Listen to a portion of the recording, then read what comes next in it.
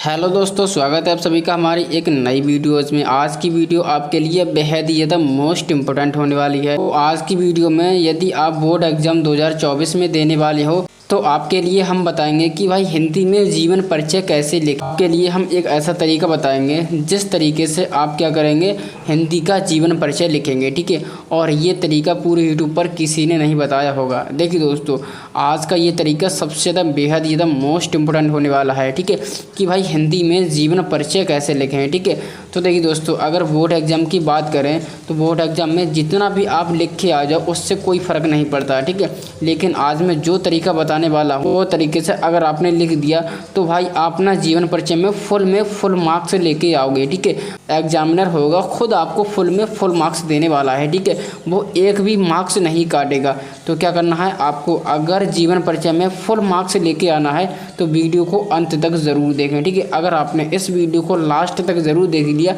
तो आप ना हिंदी में फुल नंबर लेके आने वाले हो। ठीक है, तो चलिए दोस्तों, बिना देरी की वीडियो को शुरू करते हैं।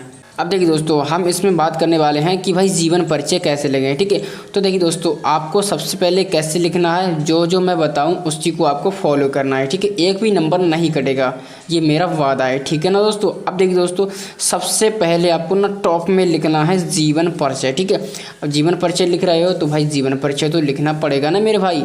अब आपने ऊपर लिख दिया जीवन परिचय। ठीक है, अब देखिए दोस्तों, जिस भी आप लेखक या कवि का जीवन परिचय लिख रहे हो ना, तो यहाँ पर आप ना उसके नीचे आप उस लेखक या कवि का नाम डाल देना। ठीक है, जैसे कि आप ना जयशंकर प्रसाद का लिख रहे हो। ठीक है, तो आपको क्या करना है, यहाँ पर ना जयशंकर प्रसाद डाल देना है। ठीक है, ताकि एग्जामिनर को पता चल पाए कि ये जीवन परिचय भाई जयशंकर प्रसाद का है। ठीक है, सबसे पहले आपको डालना है जीवन परिचय, उसके नीचे जिस भी कवि या लेखक का जीवन परिचय लिख रहे हो ना उसका यहाँ पर नाम डाल देना है, सिंपल। ठीक है ना दोस्तों। अब देखिए दोस्तों, आगे बढ़ना है। आगे आपको क्या करना है, जो मैं आपको बताऊँ वो आपको करते जाना है। ठीक है, फिर आपको ना इस तरह से एक छोटी सी चार्ट बनानी है। ठीक है, इसे हम ना फ्लो चार्ट कहते हैं। अब देखिए दोस्तों, अगर आपने ये बना दी तो भाई आपके जीवन परिचय में 4 चांद लग जाएंगे। ठीक है ना दोस्तों। देखिए दोस्तों, जो भी एग्जामिनर चेक करता है वो जीवन परिचय में क्या चीज़ चेक करता है। ठीक है, तो मैं आपको बताना चाहूँगा। देखिए दोस्तों, जीवन परिचय में एग्जामिनर चेक करता है किस चीज़ पर नंबर देता है। ठीक है, तो देखिए दोस्तों,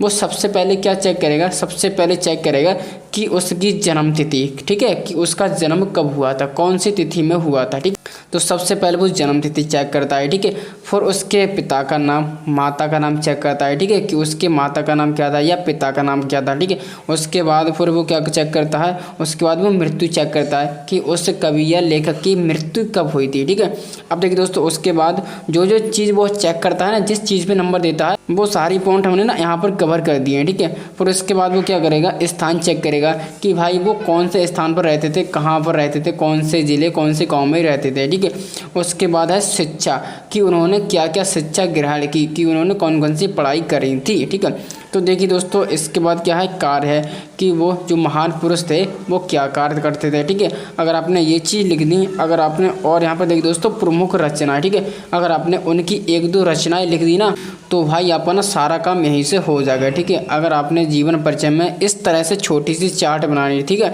तो जो एग्जामिनर होगा वो यहाँ से देख के ही बता देगा कि आपका जीवन परिचय बिल्कुल सही है या गलत है। ठीक है, एग्जामिनर नंबर काटता है तो इन्हीं टॉपिक पर काटता है। अगर आपकी जन्म तिथि गलत होगी तो नंबर भाई कटेंगे। मृत्यु अगर उसकी गलत लिखी होगी तब भी नंबर कटेंगे।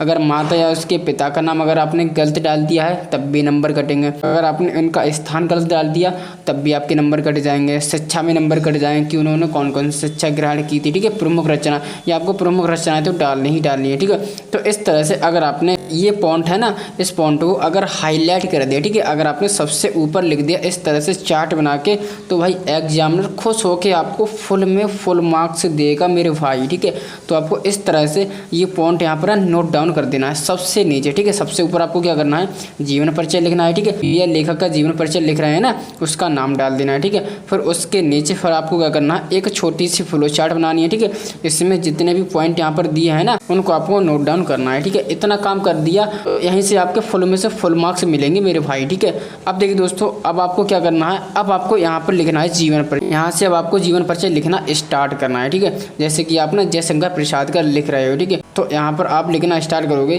कि भाई जयशंकर प्रसाद का जन्म सन 1889 या 90 ईस्वी में हुआ था। ठीक है, उनकी 2 तिथियाँ आप एक भी तिथि डाल के आ सकते हो। ठीक है, तो जयशंकर प्रसाद का जन्म काशी के प्रतिष्ठित वैश्य प्रवान में हुआ था। ठीक है, तो इस तरह से आप ना जीवन परिचय लिखना स्टार्ट करोगे। ठीक है, जैसे ही आप जीवन परिचय लिख के पूरा कंप्लीट करोगे, फिर उसके नीचे आपको क्या करना है, उसके नीचे उनकी ना 1-2 रचना यहाँ पर लिख देनी है। ठीक है, रचना में आपको नंबर मिलते हैं, 1-2 नंबर आपको रचना का मिलता है। ठीक है, अगर आपने रचना लिख दी, ठीक है, रचना भी इम्पोर्टेंट, इसलिए आपको क्या करना है, जीवन परिचय के साथ साथ आपको ना रचना भी याद करनी है। ठीक है, 1-2 रचना लिख देना बहुत है। ठीक है, जैसे कि जो जयशंकर प्रसाद थे ना, उनकी प्रसिद्ध रचना क्या थी, नाटक था, चंद्रगुप्त था, स्कंदगुप्त था, इस तरह से बहुत सारे उनके नाटक थे। ठीक है, तो इस प्रकार से ना उनकी 1-2 रचनाएं लिख देनी है। ठीक है, तो मेरे भाई इस तरह से आपको ना जीवन परिचय लिखना है। अगर आपने इस तरह से जीवन परिचय लिखा है ना, तो भाई आपको फुल में से फुल मार्क्स लाने से भाई कोई भी नहीं रोक सकता, भाई कोई भी नहीं रोक सकता।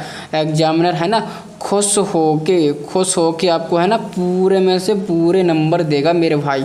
अगर आपने इस तरह से लिख दिया, वो एग्जामिनर है ना देख के ही खुश हो जाएगा कि हाँ किसी बंदे की यार कॉपी है। अगर आप इस तरह से लिखोगे तो आपको भाई पूरे में से पूरे नंबर मिलेंगे। ठीक है, तो सबसे पहले आपको क्या करना है, सबसे पहले जो चीज़ मैंने बताई है वो चीज़ आपको यहाँ पर नोट करनी है। ठीक है, इस तरह से आपको जीवन परिचय लिखना है। सबसे पहले आपको क्या करना है, जीवन परिचय लिखना है। ठीक है, उसके बाद इस महान व्यक्ति का आप जीवन परिचय लिख रहे हो ना, उसका यहाँ पर नाम डाल देना है बस। ठीक है, उसके बाद आप क्या करना, उसके बाद अपना ये वाली चार्ट बनाना। ठीक है, इसमें जितने भी पॉइंट है उनको आपको कवर कर देना है। ठीक है, जैसे कि जन्म तिथि होगी, माता पिता, मृत्यु स्थान, इस तरह से यहाँ पर लिख देना है। ठीक है, फिर आपको क्या करना है, फिर यहाँ से आपको ना जीवन परिचय लिखना स्टार्ट करना है। ठीक है, जो भी आप जीवन परिचय लिख रहे हो ना, जीवन परिचय लिखने के बाद कंप्लीट जब आपका जीवन परिचय हो जाए तो उसके नीचे आपको ना 1-2 रचनाएं लिख देनी है। ठीक है, क्योंकि रचना के भी नंबर मिलते हैं। ठीक है, तो इस तरह से आपको जीवन परिचय लिखना है। अगर आपने इस तरह से जीवन परिचय लिखोगे तो भाई आपको फुल में से फुल नंबर मिलेंगे। तो ये है वो बेस्ट तरीका जीवन परिचय लिखने का। तो देखिए दोस्तों, आपको भी इसी तरह से बोर्ड एग्जाम में लिख के आना है। ठीक है ना दोस्तों, तो आज की वीडियो में हमने आपको बताया कि जीवन परिचय कैसे लिखें। ठीक है, तो चलिए दोस्तों, आज की वीडियो में फिलहाल इतना ही। चलिए मिलते हैं ऐसी किसी नई वीडियो में, तब तक के लिए बने रहे हमारे चैनल के साथ। जय हिंद, जय भारत।